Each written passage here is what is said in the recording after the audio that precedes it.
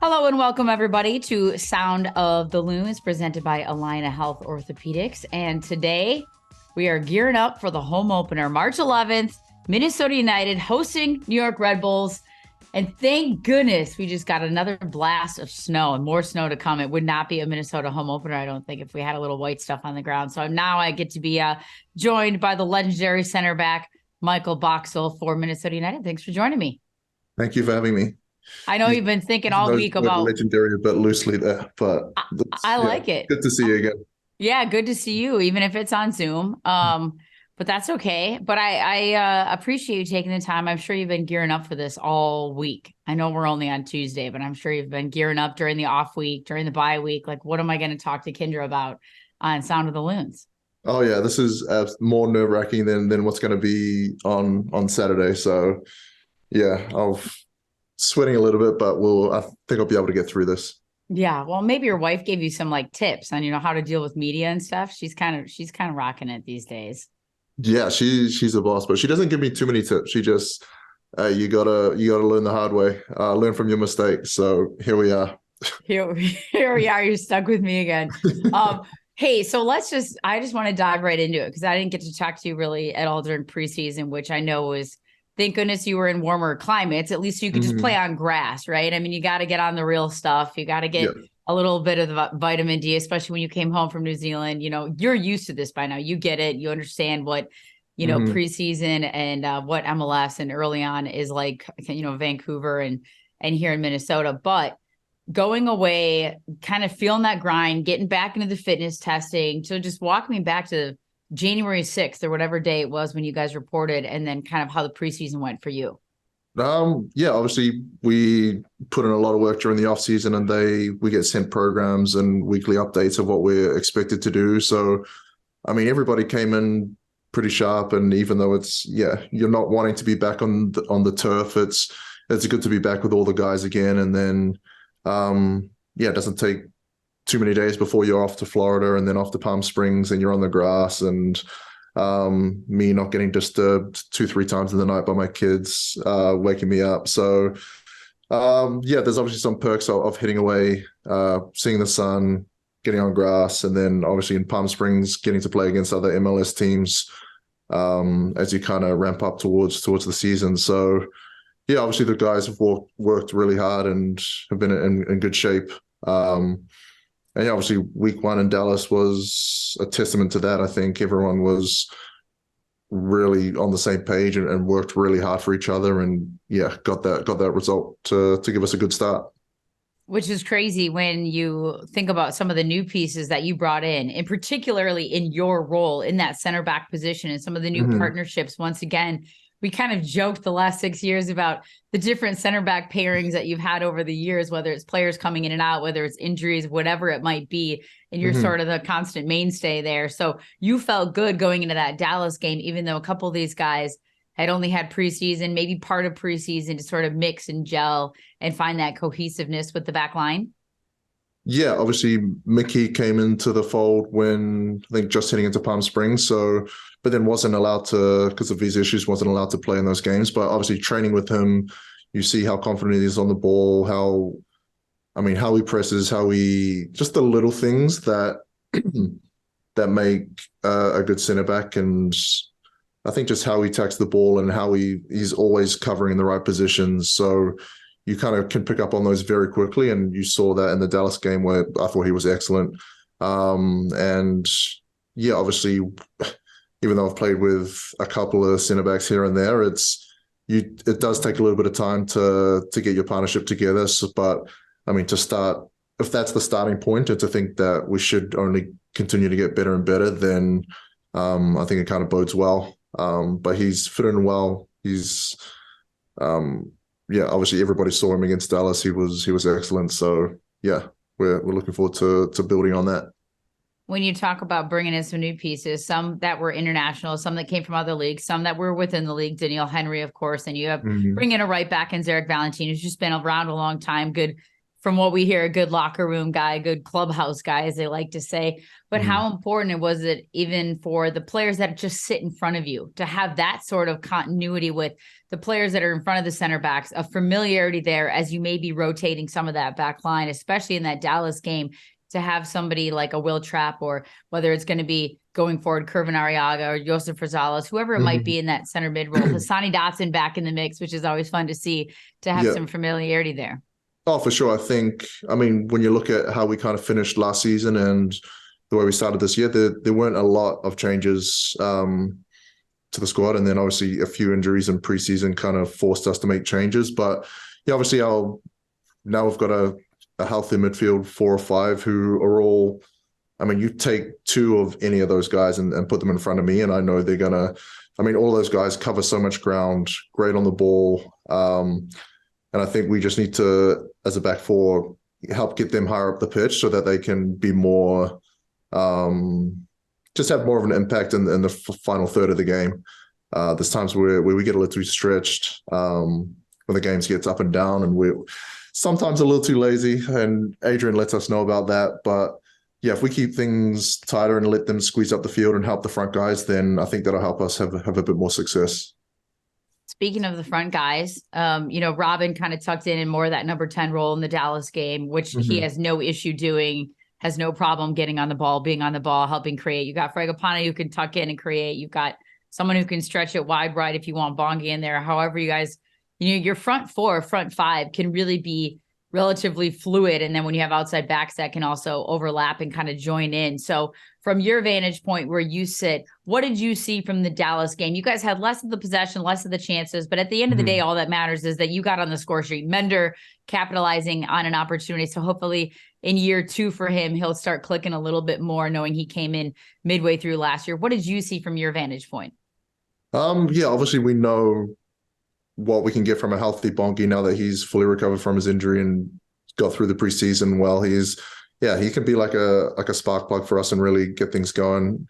Obviously Fraga, he loves to come inside in those pockets and create overloads, which can cause big issues for other defenses. And then, yeah, I mean, Robin, he's excellent no matter which position you put him. I think I've said this about 1,000 times, and I'm probably going to say it another 1,000 more, that no matter where you put him on the field, and he's going to be like an 8 or 9 out of 10 at what he does. I was tempted to put him at centre back one day just to see how me and him go at the back. That'll be interesting. But no, obviously Mender, he's obviously scored a great goal, very opportunistic, but I think even aside from that, how he occupies the centre back, the space in between the fullback and the centre backs, loves to get the ball, but then when he's kind of like a last option, we've had to fire it in at his chest, which is kind of what led to the goal, and a couple other opportunities in that game as well. He can get a hold of it. He is a handful and got a bit of pace too. So I think the goal is going to do his confidence a world of wonders, and yeah, excited to see what more he can bring. We all know that scoring goals is the most difficult part of the business. At least that's what everybody tells us. That's why those number 9s get paid so much money. You might beg to differ on the other end of the pitch, but assuming Luis comes back in the mix at some point and is available for you guys, tell me a little bit from your, put your coach's hat on. What is the difference in the qualities if you play, whether they're playing together, whether they're playing at different times? What does Mender give you versus what does Luis Amarilla give you? And if they are playing together, if they do happen to be on the pitch at the same time, what do you see? How does that work? I think Mender is kind of a more like north or south player, but also he's one of the ones where you can fire into and I think he could be more reliable to hold up the ball and bring others into play, which can suit us a lot because when we defend, we do sit a little bit deeper. So then we do need someone to hold onto the ball. So that gives the midfielders time to get into that attacking third. Obviously, Luis, he scores goals in so many different ways. But yeah, does rely on service. So again, if we're sitting too deep, it just makes it so much more difficult for any of our attackers if they're going to receive the ball 40 yards from goal and expect to create something from that. So it really starts at the back that we've got to squeeze up, and if we can win the ball higher up, so there's less distance to go to goal, then I think that'll be kind of our recipe to success. And I think we can't rely on just one player to get the job done for us. It's really giving the front guys more service, but also better service from the right areas. I think we kind of rely on, there's been seasons we've relied on crosses from deep areas where, I mean, if I'm a defender and they're crossing from those areas, I'm comfortable with that. But if we can be more of a threat, more in and around the 18-yard box, then I think that's where we'll, be a lot more dangerous. How many are you going to put in this year? I feel like you were a little disappointed last year. Yeah, I think I was in the negatives last year. So I think first and foremost, it's not like a hockey player. You were like a -3 on the day or something. Yeah, my net goals was negative last year. So if I can stay above 0, that's the first goal. But yeah, as I said before, it's scoring goals. You're not relying on 1 or 2 players, and I think as a back four, if we can chip in maybe a handful between the lot of us, then I'll be happy. I mean, now you've reminded me, it's like every game I've got my wife reminding me I haven't scored for a while. So I need to get on the score sheet again so I can buy myself a bit more time for the criticism from my wife. Yeah. It's only a matter of time before Max catches on to that. And then she starts chiming in. I know my daughter does it every night to my husband at the dinner table. Like now it's like, Dad, why don't you do this? Dad, so it's only a matter of time before Max starts chirping in your ear as well. Yeah, that's the last thing I need, I'm sure. But no, I mean, I think as long as we win the home games and my daughter gets to score herself after the games, then I think she'll be more happy with that than worrying about me scoring. So obviously results come first, and if you can play a bigger part in that by scoring, then that's great. But yeah, 3 points is always more important. Speaking of 3 points, I'm assuming a huge piece of that or a big part of that will be the performance of Dane St. Clair. And I know it's crazy to think that it was just maybe not quite a year ago that against the Red Bulls, he stepped in last minute on the road for Tyler Miller, who had come up ill, and had that big penalty save and a big game for him trying to, solidify himself back in that starting role. What do you see from Dane now that, he's got another year under his belt? He's coming up. Did you have to bring him down a little bit? Like he's coming off a World Cup, appearance. Did you have to tell him to tamper it down a little bit? I saw him kind of chirping at Bigsy on Twitter yesterday about his ball catching abilities with the bag. He's kind of struggling a little bit. No, we haven't had to bring him down. I think he might have come down a little bit from the penalty shootout last year. So no, right. But he's absolutely class. Obviously that Red Bull game was an absurd performance from a goalkeeper, from whether I've seen it in the league or watching on TV in any of the top leagues around the world. The saves he made were otherworldly. So I think a big thing I've noticed is his distribution and kicking has taken a step up. Really noticed that in Dallas last week. So that's obviously he's spent the offseason working on things he needs to work on. And thankfully in Dallas, the whole team was kind of defending really well. So he wasn't really called upon too many times, maybe once or twice from the corner, I think. And then, so if we can do that job and only rely on him less than we have had to in the past, then that's great. But I think having him, knowing that you have him behind you, that you can get away with 1 or 2 because he's going to save some shots that should be hitting for the back of the net. Awesome. And then last but not least, just taking a look ahead at Red Bulls, but not even just about the opponent, is you guys had a weird week 2 bye week, which was kind of, is kind of strange when it comes that early. Yeah. But you had the opportunity to have an open training session. The weather wasn't ideal, but fans came out. Now you host the Red Bulls. So talk me through a little bit of being back at Allianz Field and just the atmosphere, regardless of the weather, people are going to turn up, and B, what you've seen from the Red Bulls. They do have 2 games under their belt, haven't scored a goal yet, haven't gotten a win, a loss, and a draw. What do you see from the Red Bulls, and how excited to be back at Allianz Field in front of fans? Yeah, I think first and foremost, when we had the open training, I think I've been here far too long if I'm thinking 0 degrees Celsius. It was warm. So no, the field's looking in the best shape I've seen it at this point of the year since we've probably been at TCF was probably better at this point of the year. But no, the ground staff have done an excellent job. It's looking good. And obviously to have that training in front of fans just kind of gets you the buzz going and the excitement rolling on towards opening week, and just reminds you how loud and how the atmosphere can really get you going in that stadium. So yeah, we're really excited for that. And obviously Red Bulls, yeah, they haven't had the best start, I think, but then we played them in Palm Springs when we were not at our best for the first 45 especially. And then obviously preseason games, it's always difficult to kind of gauge, but yeah, we'll still got to go over some video over them. I think Gaff says we'll do that tomorrow.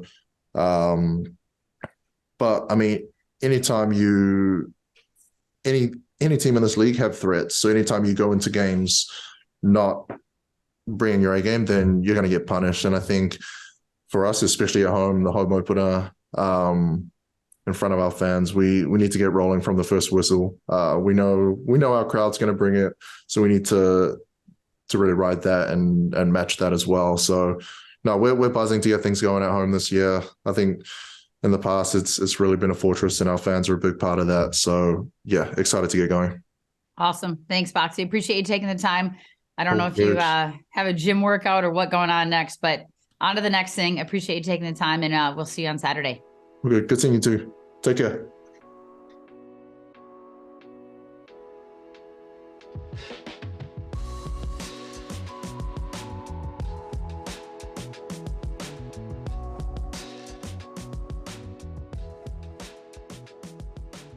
Hello, everybody, and welcome back to segment number 2 of the Sound of the Loons podcast. And now I should say, once again, give a little love to our partners at Allina Health Orthopedics to make sure that we give them some love, because they are a great sponsor, not only of this podcast, but several other things with Minnesota United. So welcome back to segment number 2, and just lovely to be joined by the Director of Soccer Operations, Manny Lagos. I seriously had to triple check every time to just make sure what your title is. And I know you're not big into titles, but just knowing that you've literally done like everything at the club, I always am like, gosh, I got to get this right. I got to make sure that I get it right. And I'm sure it doesn't matter to you, but just wanted to make sure I gave you the right title as you're joining us here today. Well, thank you very much. I appreciate it. Yeah, it's surreal, the titles I've had here, but in an awesome way. I mean, on the cusp of our home opener and you know, a March start and at Allianz Field, it's surreal. It's surreal to have another year. I'm so excited. Usually I just call you like Mr. Minnesota Soccer. And I don't know how your dad feels about that, because he's kind of Mr. like Minnesota all-time soccer too, that it's trickled on down to you. But you hit the nail on the head. I mean, Allianz Field, March 11th, home opener against the Red Bulls. We'd be sad if there wasn't some white stuff on the ground outside of the stadium. I'm sure the field, Michael Boxall was just talking about it. You guys had open training there last weekend. Said the field was in immaculate shape, great condition, ready for this game. I mean, once again, how pumped are you for another home opener with Minnesota United? I'm so pumped. I mean, it's again, I use the word surreal in a way that is so genuine, because it's not just about the home opener. It's about the season here. It's about the level of soccer in the Twin Cities now for the next 8 or 9 months. That's going to happen every couple of weeks at Allianz Field. And again, that's a ton of credit to so many people that have allowed the Twin Cities to express themselves with this great global sport and have embraced it and are part of the story. And this year's a new story. And, you know, we're really excited about the story. We think we've built something special both on the field and obviously I think the fans have contributed to building something incredibly special within the stadium itself. Yeah. And I mean, you and I have sort of been blessed and to be a part of the Minnesota soccer landscape for a really long time. So we've been able to witness this transformation. And I'm sure you experienced the same thing. Your brother, your sister, you know, your family members come into Allianz Field. And even back when it was at TCF Stadium, you know, before it was a soccer specific, but just Minnesota United coming into fruition as an MLS club. Like, I know when we have people that come to the games that haven't been to a game, but we're part of the landscape here, it's like, you still sort of have to pinch yourself and remind yourself that you're in St. Paul, Minnesota. You're in the Midway, in this phenomenal stadium with this club, with this culture, what you guys, you know, have built, whether it was back in the Thunder days and even prior to that. and to where it's at now, you kind of have to pinch yourself and remind yourself where you're sitting, where you're at. Yeah. I mean, I pretty much every game, but particularly right now when we know the story's about to start and we have the home opener and the fans are now really like into this being part of their lifestyle, being part of what they want. So they're excited because they haven't had it for 4 or 5 months. And they're really excited for us to get going because they want this to be a part of their cadence of living in the Twin Cities. And certainly, I pinch myself about the stadium because I think it's the most beautiful stadium I've probably ever been in. And I think it's one of the top stadiums in the league by far, if not the best. And then I pinch myself about the actual love of the fans and the club and the team and the vibe that happens on a game day, which is just so organic and so real and so genuine from like a belief in the club and a belief in what we're trying to do and a belief in that Minnesota and the Twin Cities deserve the highest level soccer possible because that's the kind of market we are for such a great global game. And I know we talked about the home opener. That's what we've been talking about. But it's 7:30 p.m. on Saturday night against the Red Bulls. Tickets are still available. MNUFC.com. Just a handful left, I think, for a good price if you want to get into one of the best experiences you'll ever have in the state of Minnesota when it comes to sports. I highly recommend it. And also, I know that they're giving away some stuff. There's going to be festivities outside. I mean, they do it up right with the food trucks. Doesn't matter the temperature. Doesn't matter what's going on. As long as, weather permitting, people can be out there. They will be out there. And then when we focus a little bit on the soccer itself, to have a home opener finally, even though it's only been 2 weeks, only one game for you guys on the road. When you glance back at what preseason looked like, the amount of new players, but also the amount of returning players, some pieces of the puzzle still missing. When you look at that FC Dallas game to go on the road to their home opener and get that result, what do you think that meant for the club to kind of kick things off that way? I thought it was an outstanding night of soccer for the club, for the state. I think, the adversity of a season will still come. There's a lot to be had, particularly even getting a win. This first home opener is never easy, as Dallas found out. But I think for us, the adversity of the preseason was tough. There's a lot of areas where things went great. I thought the guys prepared well. They trained hard. They worked hard. But there's always things within the roster, within the realities of where you are, where you want to be. Certainly by the end of the year, we want to be one of the best teams in the league and holding the trophy. But I think at this point, considering the adversity we had in preseason and how the guys went out and played, not only just got the result, but the way they went about the game, the way they went about going to, like you said, I don't think Dallas had won a home opener since 2009 or had lost a home opener since 2009, and we just really had one of those games where it showed the qualities, particularly structured defensive shape, limiting chances, organized, guys really clear with what their roles are, what the responsibilities are on the field. And it really was, to me, a one of our better away performances that we've had in the last couple of years. And then looking ahead to the Red Bulls, and actually real quick, I want to go back to something you just said there about it's a long season. There's always still going to be adversity to come. When we were talking to Chris Mueller before the Chicago game, he said, the one thing we got to work on is how we handle the difficult moments. It's a long season. So how do you handle the difficult moments in a season is what makes teams great at that point. So is that sort of what you talk about? It's a long season. There's going to be injuries. There's going to be, players in and out, whatever it might be. It's finding the consistency and handling some of those difficult moments, those adversities, maybe a little bit of those slumps, however you kind of find a way to manage that and come out of it. Yeah, I think, I was mentioning, I think this preseason was a challenge one because there was a lot of adversity off the field that more than we usually had. And I think the guys really fought through that to make sure they're focused on having a good preseason in terms of working hard and working together. And it was really nice to see in the opening day in Dallas, all that hard work, given the adversity and the result. And I think after that, you're right. It's just one game. So now we got to continue to learn. We got to continue to embrace the new challenges are going to start coming to season fast and furious. But again, it was certainly a great sign for a first game, showing the guys come together as a group and a unit and play so well. were you surprised at all of the cohesiveness of the back line, knowing that Valentin is new, that Tapias is new, hadn't even played with the guys or in a game really as much as even Valentin had in preseason, but you still have Boxall back there. You had Lawrence back there in the starting lineup, Kamar. And then, of course, Trapp and Arriaga always kind of help sitting in front of that back forward with the familiarity there. Were you surprised at the cohesiveness of the defense just because it is the first game with some new pieces, or no?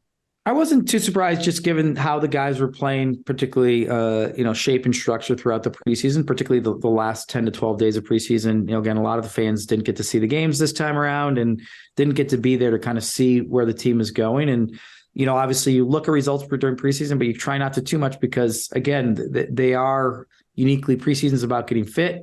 It's about individual kind of growth along with kind of this group unit growth.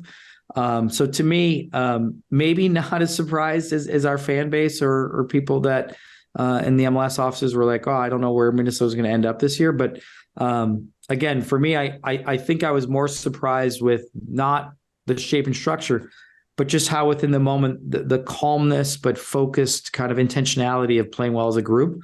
I was surprised how well we did in an environment that usually is very tough to do that. You talk about the growth of the group, kind of transitioning to sort of the player pathways. I believe I talked to Mark Watson a couple of weeks ago about sort of, you guys added some of those higher age groups now in the academies. We've talked a lot about, I talked to Cameron Knowles about, MNUFC 2 and the different pathways, the player pathways. On the bench that night against Dallas, you had Patrick Weah, Fred Emmings, and Tanya Oluwaseyi, which of course Tanya came through the draft, but spent some time last year with MNUFC 2. So when you look at sort of what Minnesota United has accomplished, this is only year 2 of MLS Next Pro of MNUFC 2. How do you see this pathway continuing, especially with the upper age groups in the academy added now? Yeah, I mean, I see it as an incredible opportunity for Minnesota to kind of have even more of an identity of what we are as a club and what we are as a community and how we can impact Minnesota soccer for boys and girls, frankly, and the youth level, and how that transitions into the high elite amateur level, and then certainly how that transitions to the professional level. And for me, I'm excited because it's not just about us in Minnesota United. It's actually about how are we going to help guide and build.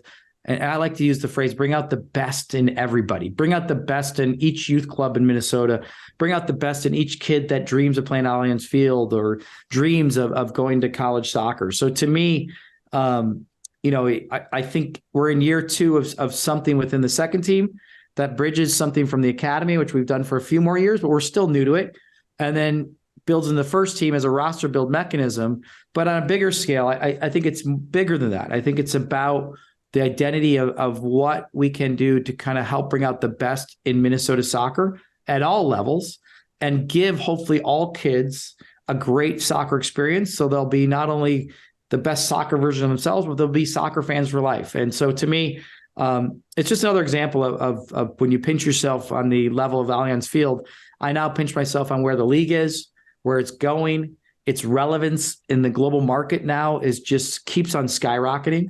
And again, I think all of that is just such an exciting time. And there's never, I think, a better time to be a youth soccer player in this country, because you're going to have so many resources, so many good coaches, so many opportunities and pathways that are now clear for you to take advantage of to potentially become a player that plays one day at Allianz Field.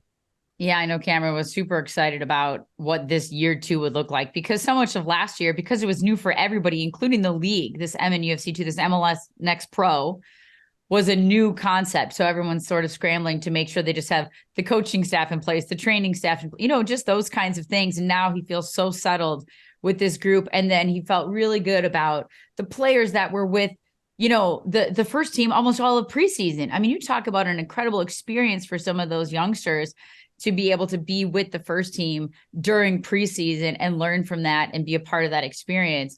It feels like it's only going to benefit everybody in the long run, whether it's the first team or the young players, to be able to see that is the pathway. And this is how you need to be, or to train, or to take care of yourself, or sleep, or nutrition, to be at that level if that's where you want to be.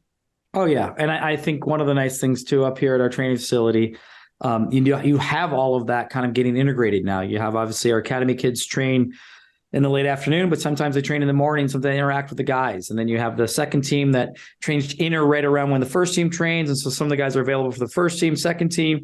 They're all in the gym doing lifting, pre-activation, post-activation. So there's a lot of this awesome integration that I think is creating a great cultural environment up here. And ultimately, I think, when you have a preseason where people come in and out, and you have like a Carlos Letterman as an academy kid being with the first team almost the entire preseason, that type of experience is great, like you said, for the kid, but it's also great for the club and great for the older guys to see a young player like that who is in this phase of his life that he is just so excited to be a part of a first team, preseason. It was really special. When we look ahead at Red Bulls coming in, and not just the experience at Allianz, because you kind of hammered that one home because it's going to be epic, but when you look at the Red Bulls themselves, they do have 2 games already under their belt. They played at home last weekend and with a draw against Nashville, and then prior to that, losing at Orlando City. So not a goal on the season yet for them. What do you see from this game coming up? What have you been able to sort of glean from a team like the Red Bulls, who's had some changeover as well? But always just it's this league. It's the parity of this league. Anybody on any given day can beat just about anybody. So what do you see from the Red Bulls coming in? Yeah, I think getting the wins in this league is tough, but it's also very important. So I think you're going to have a hungry team that is going to be fighting for their first win of the season. I think arguably they were the better team on the day against Orlando. And probably a little unlucky with a PK call that was, for me, a little bit soft, and they played pretty well. So I think that's a good indicator that this is a really good team. And then obviously Nashville is a tough opponent no matter what. So I think that you could look at that as a negative. They didn't get a win at home, or you could look at, this is a good team that's had 2 pretty good games. And ultimately for me, I think one of the unique things about this weekend is this is one of the very distinct teams that has a very distinct style.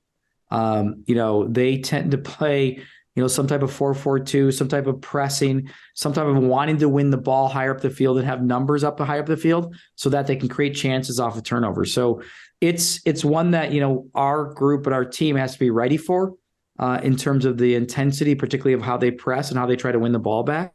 But certainly I think it's also a team that you can get at if you can really make sure that you don't lose the ball in bad spots, that you take care of the ball and you get it from one area of the field to the other. And you can create some really good numbers going forward that way, because again, they do throw a lot forward to try to win the ball high up the field.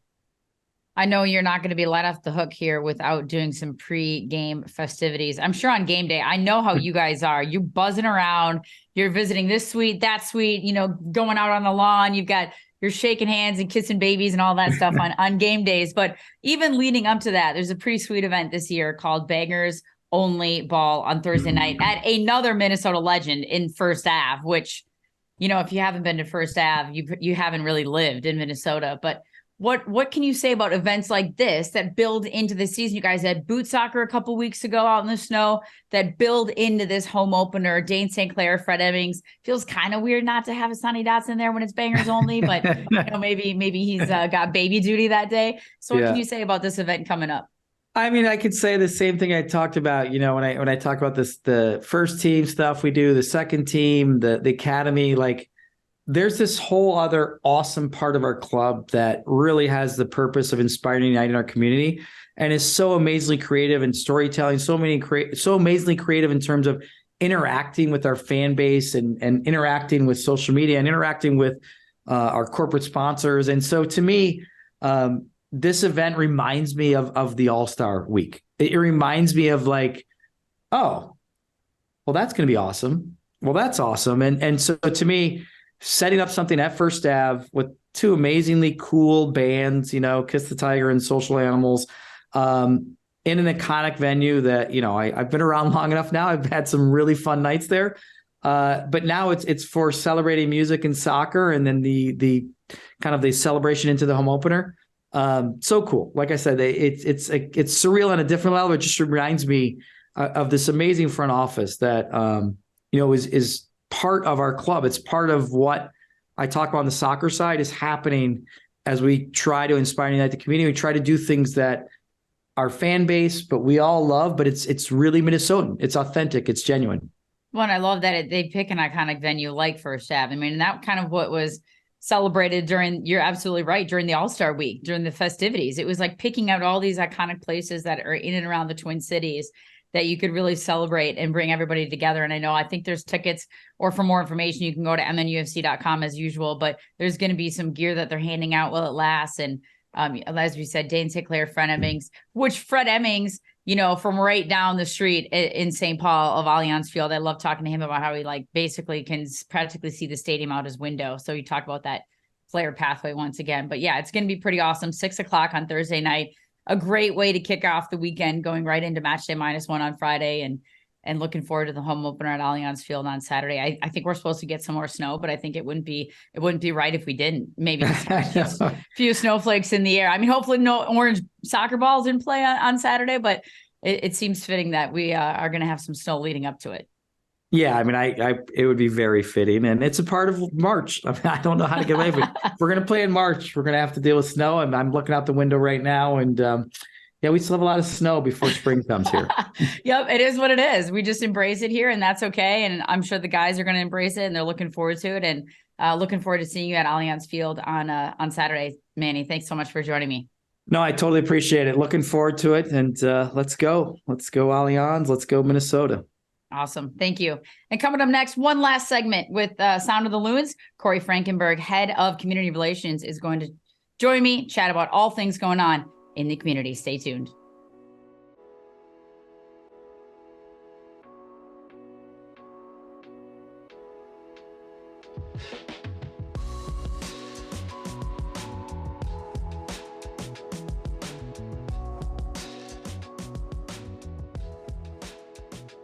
When injury takes you out of the game, it's time for your team to step up. At Allina Health Orthopedics, you'll get expert care backed by a whole health system of providers. With records, test results, and care team, you are always close to the care you need. Schedule now at allinahealth.org/ortho.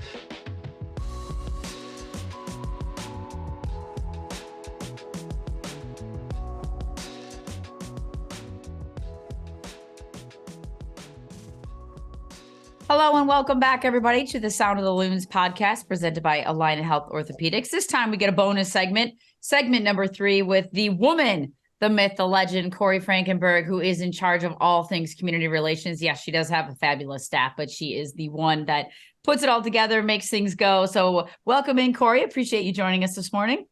Thank you for having me. It's an honor.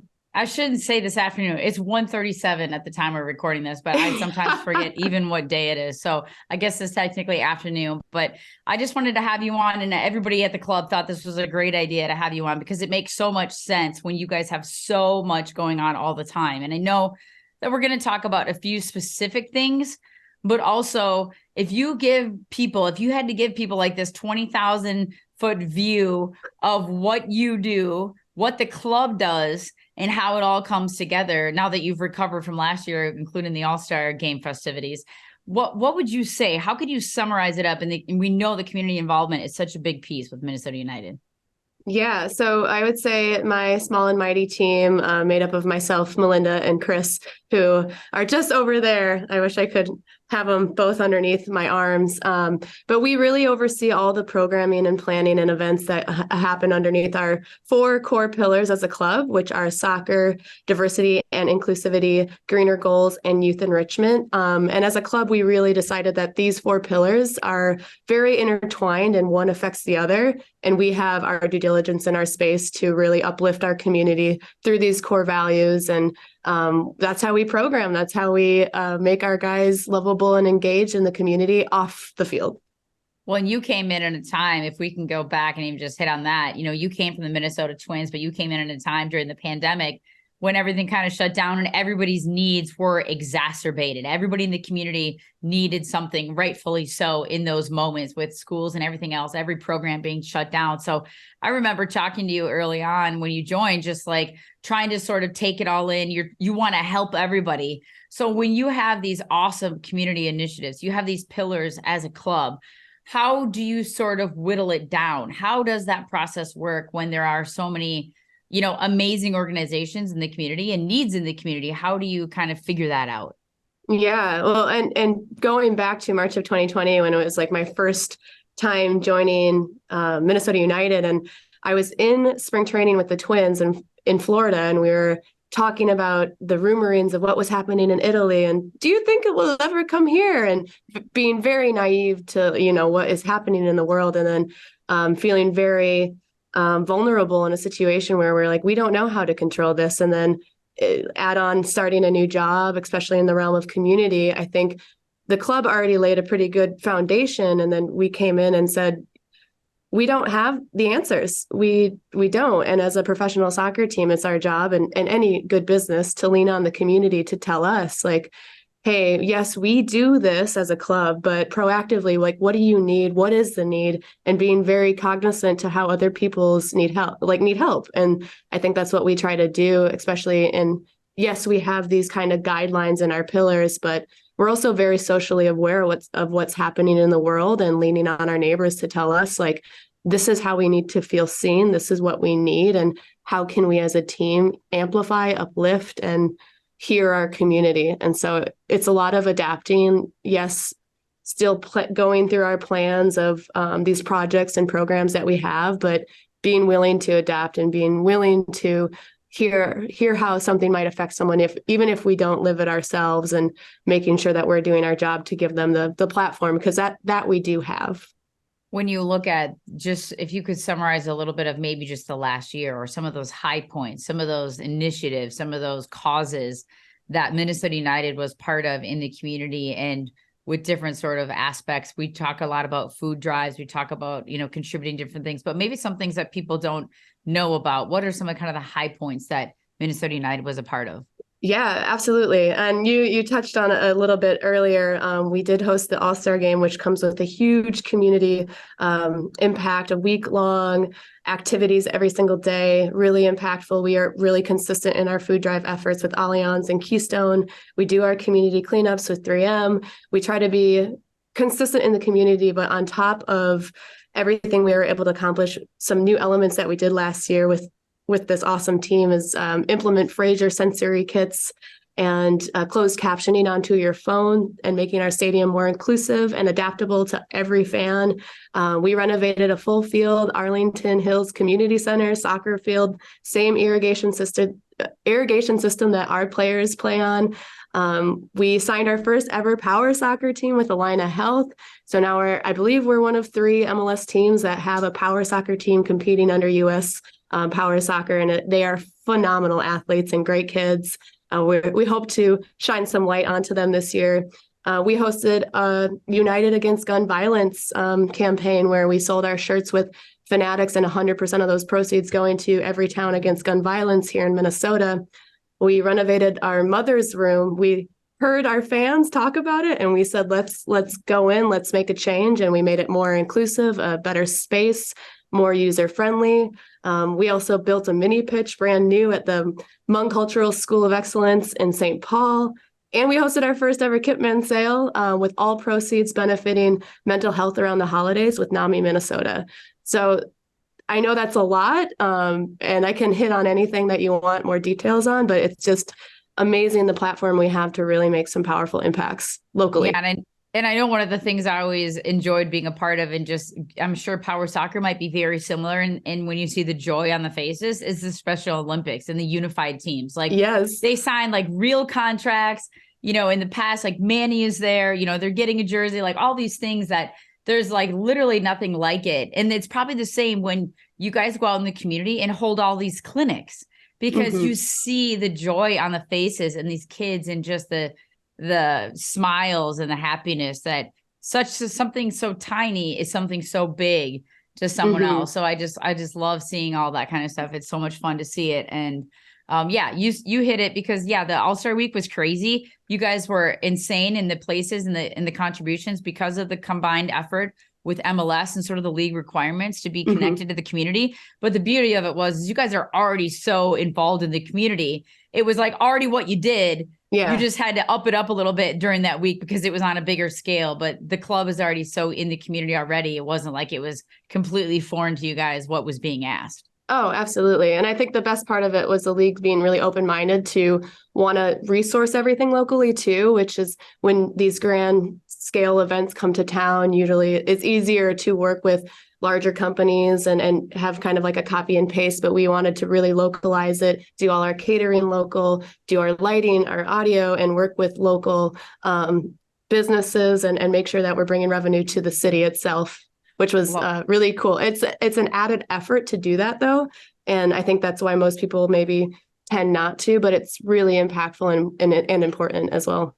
Well, and I think the community recognizes it as well. I think when the businesses realize that they're being called upon, that you're choosing them, that you want them to be a part of it, which has really always been Minnesota United's idea, especially building that stadium in the Midway and trying to, be a part of the neighborhood around there. So that's always sort of been the thought process, is that how can we do everything as much as possible, which not surprising that Minnesotans want to do everything themselves. That's sort of like the nature of us, like, don't mess with us. We can handle it. So I think everybody appreciated that, including the local businesses. And that kind of leads us to what the most recent effort is. You guys did a phenomenal job. Supply drives are all these types of things over the holidays, which are always so important: mittens, hats, coats, all sorts of things. But then now leading into, which I believe is just March 8th, International Women's Day, and leading into which a phenomenal effort to make it a feminine care supply drive. What does that mean? How important is that? Something that people maybe don't ever think about as we donate hats and mittens and gloves and everything else is the feminine care supply drive. Yeah. And going back to something you mentioned later, and what we discussed was the need of the community during the pandemic, and listening to what is needed. And something that's often overlooked is feminine hygiene items, especially for marginalized women and groups and people of color here in the Twin Cities, having access to proper care. And that is a huge part for any woman. And we all know how much money we spend annually, which is upwards of $20,000 on feminine hygiene products just to be functioning, which is another podcast for another time. But we had asked, how do we fit in here? And we worked with some local shelters to start the feminine care supply drive. So this will be our third year, just because we know that the need hasn't stopped. And I think we might be the only men's professional team that really tries to prioritize this, because as much as we're focused on men's sports, all these men came from a woman, and we got to make sure that we are taking care of that community. And so this year, from March 15th through the 18th in the Black and Blue team stores, we have a list online of accepted items. You bring them in, you get a 10% discount off of a purchase, and all proceeds this year are going to be benefiting the Minnesota Indian Women's Resource Center in St. Paul. I'm going to read their mission statement because it's fabulous and really beautiful. But their mission is to empower Native women and families to exercise their cultural values with integrity and to achieve sustainable lifeways while advocating for justice and equity. So we're super excited to partner with them and make sure that all these products are being distributed locally here. Yeah, and I think that you nailed that one too, because and not only is it a men's professional sport, but we have an insane female following. I mean, this is like an all-encompassing community as far as who comes to the game, who attends the games, who you're outreaching into the community. The fact that, yes, we all came from a woman in some way, shape, or form, but those little things that people don't think about as we're constantly trying to raise items, raise funds, and support the community is just the simple thing of, feminine care supplies and hygiene, just basic hygiene. We're not talking like facials here. This is like feminine hygiene just to get through every day, every week, every month, whatever it might be. So what a phenomenal effort by you guys once again. And along with that, and the community that it's supporting, is there anybody else in particular that supports this effort, or that you're involved with, or that partners with you guys on this, or, that has really been instrumental in what you guys like to accomplish?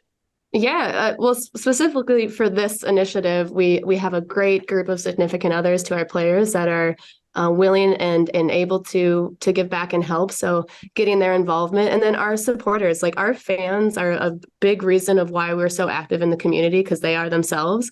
And so we are an extension of them. They're an extension of us. And so the work that they're doing, we're trying to co-collab and elevate. And so this is a great way for us to work smarter, not harder, is by making sure that we're all aligned in the same mission.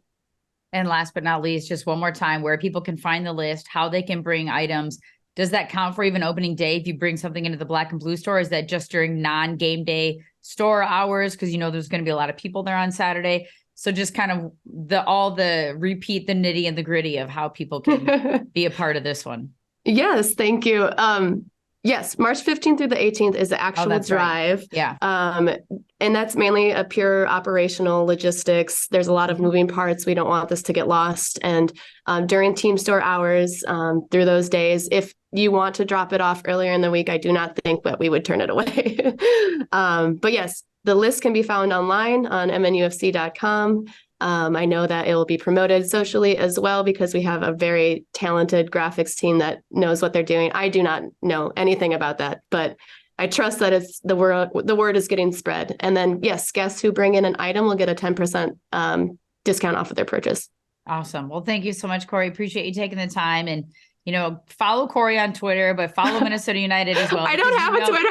Oh, never mind. Don't follow Corey on Twitter. Sorry. Follow Minnesota United on Twitter because, like she said, the social digital team will be all over it. They do a great job. And if you are wondering what it has been done, just find the recap videos of everything else that has been done, not just in the last 2 or 3 months, but the last year and whatnot. So they do a phenomenal job supporting the community. And thank you to the fans, the supporters, the club, employees of the club that are almost at every single event that ever needed to be volunteered at. So thank you to everybody for participating. And Corey, thanks for joining us today. Yes. And thank you for giving us the platform to talk about it, and for your heart for wanting to share the story as well. So yeah, this is going to be awesome. More, just another thing that you guys have going to absolutely crush it with. So I appreciate it. We're just out here trying to do our part. Right. Exactly. That's good. That's good. Because not everybody does the same thing. You guys absolutely kill it. So we appreciate it. All right, everybody. Thanks for joining us for another episode of Sound of the Loons. Remember, home opener Saturday, March 11th against the New York Red Bulls. It's going to be awesome. 7:30 kick time, all sorts of amazing festivities and things going on ahead of time. We talked already about the Bangers Only Ball, which is on Thursday night, of course, at 6 p.m. at First Ave. You can find more information on MNUFC.com. And then also tickets still available as well for Saturday's match. So come on out. So thanks, everybody, and enjoy the rest of your day.